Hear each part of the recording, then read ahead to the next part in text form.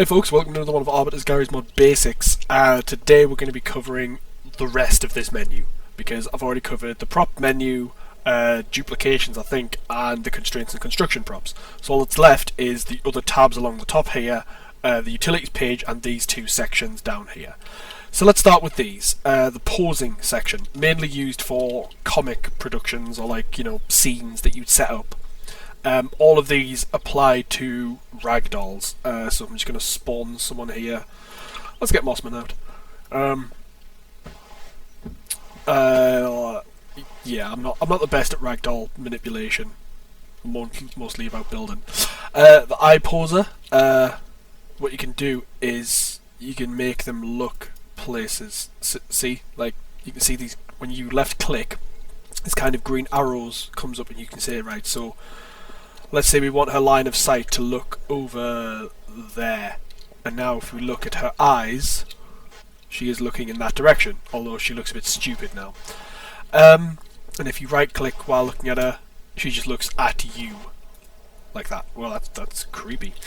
The face poser, left click to and so right click to look at someone, to select someone's face, and then you can choose their face. Let's make her happy. That's apparently happy. Angry. Show me. Yeah. And you can pose someone's face, and that's that. Oh. Finger poser. Change the finger position of someone. So let's say you want. I don't know really how this works. I just know you can manipulate stuff like this. This has all changed a lot. So there, so I've just kind of changed her fingers around a little bit so that they're kind of pointing outwards. That's weird. Yeah. So you can point. So yeah, there you go. So I've changed the fingers to look like they're pointing. And that's what you can do with the finger with the posing tool. And inflation, inflates things, makes things bigger. Left click to make bigger, right click to make smaller. And that's the posing section. That's all just for ragdolls to make them kind of look, to make scenes. Next one down. The next thing on the list is the render section. Now, render is all about making things look different, or drawing some stuff like that. And the first tool is the camera. Now, the camera's quite useful for certain things. You set a key to it, same as everything. I'm going to select enter, and you can set a toggle on or off. That's normal, and static or not. So all it do is when you left click, kind of like wherever you're looking when you click, the camera will spawn looking in that direction. So let's say enter. So you can see there's the camera, and there's me. Yep. And I can see myself. I can jump up and down. And because the camera's static, I can't move it. My fizz gun just goes right through it. But if I was to spawn a non-static camera, and you can see the camera just sort of, if you assign it to the same key, they just overwrite. Whereas if I was to set this to like minus, there I can set more than one camera. But this is a non-static camera, so I can actually move it, and I can also weld it to things. It doesn't have to be usable. So if I just weld this camera to this plate, we now have a camera that can travel with an object, and that can be quite useful. Say if you have a vehicle and you want to look behind you or to the sides or anything, you can use cameras to kind of control your vision, and that's the use of cameras. The color tool changes the color of something. So let's spawn something barrel. So the barrel's blue. Let's say I want to make it red. So there we go. Change the color. Let's spawn another barrel, and let's say I want to make it pink. And kind of the original model will take some precedence. You see that's not completely pink, but it does it does have a pinkish twinge to it, and it just changes the color of things. Although there is a little trick you can do with stuff. You can see on the right here is red, green, blue. Obviously to control what the colours are, but right at the bottom here is alpha, and alpha controls the opacity, or how see-through it is. So if you set it all the way to 0, you can make something invisible, and it's still there. I mean, I can pick up the barrel. Where is it? There it is. You pick up the barrel, but it is invisible. And of course, you would set it to full. If you made something invisible, you could set it to full. That would bring it back. And if you right click, you just undo everything. So say I spawned a barrel, made it completely invisible, I could just right click and it would be visible again. Onwards, material. Material changes the material of an object. So let's say I've spawned a plastic plate and I'm using this as, let's say, a door. I don't want it to look like a door. Or let's say I've spawned this plate and I'm using it as like kind of a window over, say, this thing, I don't know. I could change the material on this to see this combined kind of shield colour from the materials list. And you can see it goes see-through. It changes the material of the object. And you can kind of set materials of things. So say you wanted a big hefty door, but you don't really like this texture on something. You can make it like this big stone kind of texture. So that's just changing the material on something. The paint tool just lets you kind of paint decals on the floor. So let's say blood. Again, this is kind of used for like comic props and stuff, so you can spray some blood on the walls. Glass impact zones, crosses, you know. So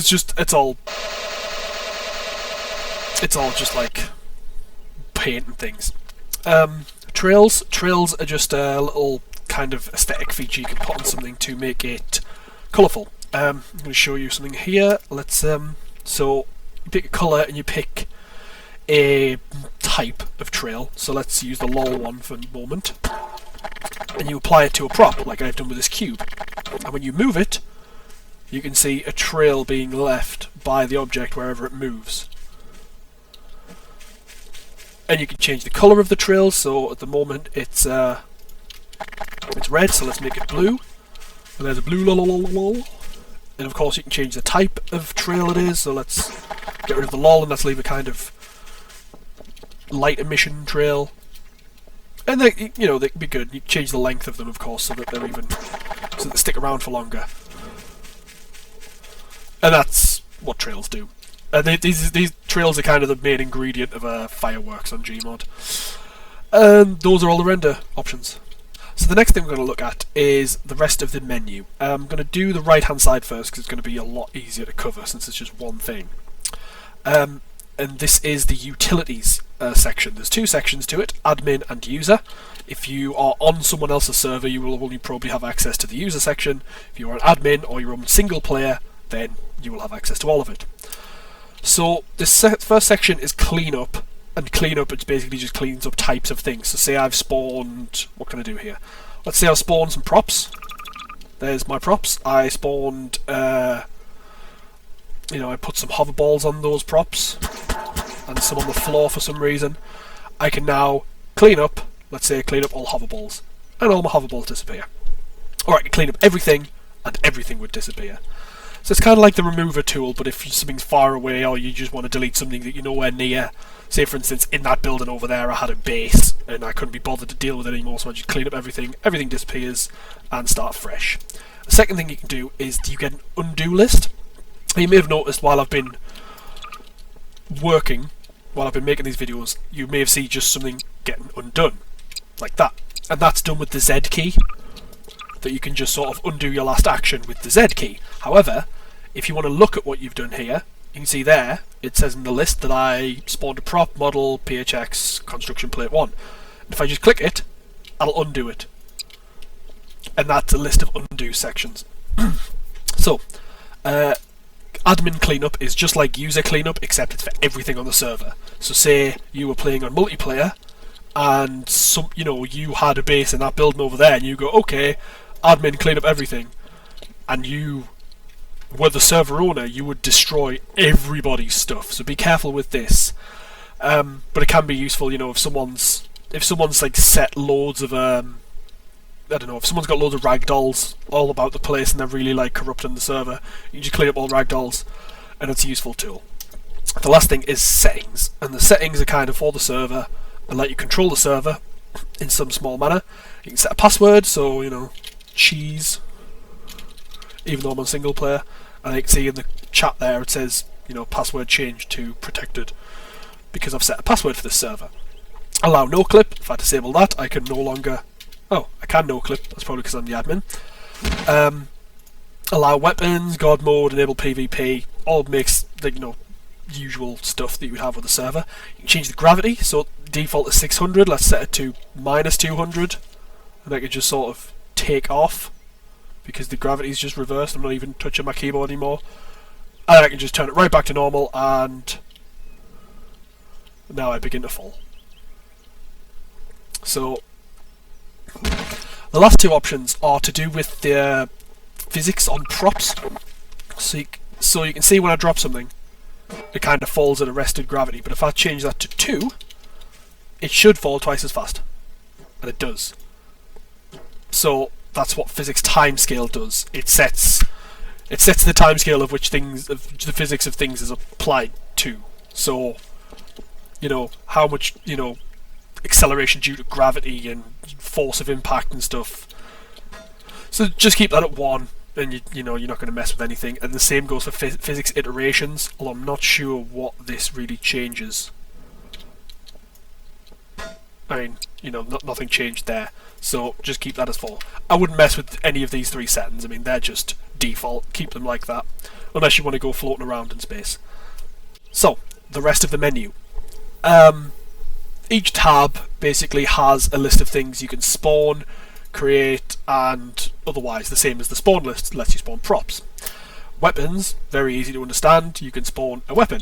So there I gave myself an SMG. I can spawn a pistol. I can spawn Annabelle, which is a shotgun model for some reason, but it only has 2 shots. And it takes a long time to reload. Oh no, it doesn't. And of course you have other guns, like if you're an admin you have the manhack gun, which just spawns manhacks. Or roller mines if you right click.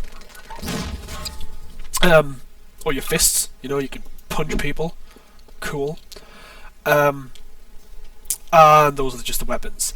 Entities are scripted objects that perform tasks, like whereas a prop is just a normal, you know, it's a physical object. An entity kind of has a purpose, it affects things. There's a few default ones. For instance, you can spawn things like medkits if you've been damaged, which I have. You can spawn medkits and actually use them because they are scripted to act like they are, like, you know, there's the Half-Life suit, and if I walk into it I wear the suit, but I'm already wearing it, so no point. You can also spawn other things like bouncy balls, and these are scripted to act like bouncy balls, you know, they bounce away.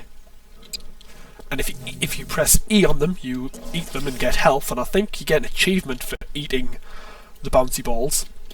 You get things like this, where you can change the settings of the map by, like, making fog objects, or change the sky, so kind of like, you see over there, it looks like it's dawnish, but that's what it normally looks like. And the sun, which kind of like affects shadow movement and things like that. But these only work on certain maps. NPCs are non-playing characters, so they're basically AI, artificial intelligence things, whereas a ragdoll is just sort of a lifeless corpse, if you will. An NPC would actually stand and do things and talk.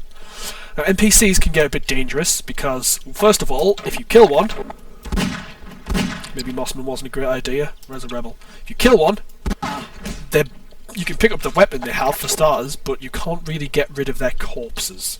Their corpses just sort of stay there, which is a bit of a pain, especially if, you know, you cause quite a bloody mess with them. The second thing you can do is if you press the C button, ooh, look at my arm go, you'll see there's an option at the top that says NPCs, and you can kind of control the NPCs through this. For instance, disable thinking. So there is, where is it? Combine. Let's spawn a combine soldier. He's got a gun, and he's not happy. You know, he's a combine. He's supposed to be an enemy, but because I've disabled thinking, he doesn't do anything. If I untick this, he starts to shoot at me straight away. Disable thinking again, and he's back to normal. I can, however, tell them to ignore me, and if I spawn a rebel there, they are enemies, as you know in Half-Life. The rebels fight the Combine, and I've told the NPCs to ignore me. So when I enable the thinking, ignore me and fight each other. There you go. The citizen won the fight there. Unfortunately, you didn't count on me. So you can set things like that, and you can also set the weapon that the NPC spawns with. So I've set it as AR2 because it's just like the kind of default rifle. So let's say I spawn Metro Police, and let's have a medic with a... Let's have Annabelle. Let's have Father Grigori, who's in the animal section, which is one of my favourite bugs of all time. Not bugs, I think it's intentional, but it's kind of an Easter egg that Father Grigori is an animal. And he is. And so you can see that the NPCs act human. Like, not act human, but they act like characters unless they start doing that. And that's NPCs. The final thing I really want to show you is vehicles. And vehicles are very useful in building contraptions. Because up until now, whenever we made something like the flying hovery thing I made last episode, just to show off hoverballs and thrusters, you couldn't sit in it, you couldn't do anything with it. And you can spawn normal vehicles like the Jeep from Half-Life 2 or the Jalopy from Half-Life 2 Episode 2 if you have it. And you can kind of like get in it and drive it around, and if you press Control, whatever your key is for duck, you can go into third person and kind of look at yourself driving. But there was another section called chairs, and the chairs just do exactly what you think they would. They're just little chair-like objects. Chair-like objects, they are chair objects. And you can just sit in them and, you know, be sitting in a chair. So you can get a chair and you can weld it to an object. Like that. You know, and that is a chair that you can sit on and do things. So let's make a little fun out of it. Let's get a motor. And if we sit on the chair and press, what key did I set it as? Plus, we'll start to spin. Oh, that's weird. You can see that I'm just sitting on the chair while it spins, and it's kind of freaking me out a little bit. Ooh. So you can make objects that you can sit in and make actual vehicles out of these things. The last two sections I kind of want to go over... Oh, there's a crow. Oh dear. The last two sections I kind of want to go over with you are post-processing and saves. Post-processing is something I've never had to use. It's basically, it alters your HUD, your heads-up display, to do things. I mean, you can set like depth of field, and that kind of gives you a blurred feel to your screen. You put overlays on here, so your whole screen goes like kind of Combine shieldy or, you know, stained glass. And it's totally kind of pointless unless you're doing some sort of cinematic. You can add shaders so that, you know, so the world becomes kind of cartoonish. It's very odd. There's no real need for post-processing, but it's there, and I'm sure it serves some purpose, but it's not a purpose I've ever cared about. Saves, like if you remember dupes, where dupes can sort of just like, you can pick a duplicated thing. Where, for instance, let's just ignore sex with naked Miranda there. Me doing parkour, if you remember that, where you can just spawn something someone else has made and if something someone else has uploaded. A save is kind of like that, except a save is an entire map. Now these do hook into map files, so all the saves you see here are on GM Construct. If I was on GM Flatgrass and I looked at saves, I would see all of the GM Flatgrass saves. So let's just load one, and it should kind of lag out the server a little bit while it loads. There we go. And oh, there's just errors everywhere. Wait. And you basically load in someone else's game. Labyrinth, so you can load in someone else's game, and they've made a labyrinth apparently. I'm not sure if I'm doing this right. Yeah, right. And so, you know, you can just load in someone else's created games. It's all pretty fun. It's all part of the kind of community part of Gmod. So that is hopefully, if you are happy with that, the whole of the GUI, with the exception of drawing. If you press the C button, at the top left there's a panel called drawing, and that's just, that's you controlling your your GUI, like the effects that you see. And of course you can change your player model. For instance, mine should have been set to the Arbiter, obviously because it's Arbiter's Garrysmod tutorials, but because I didn't die, I didn't change the model. So let's do it now. Oh, there we go. And if I spawn a camera, you can see with the minus key. There we go. So that's the end of this tutorial. I hope you're familiar with the basics now. I should be back with next time telling you how to install add-ons, but that should be a very quick video.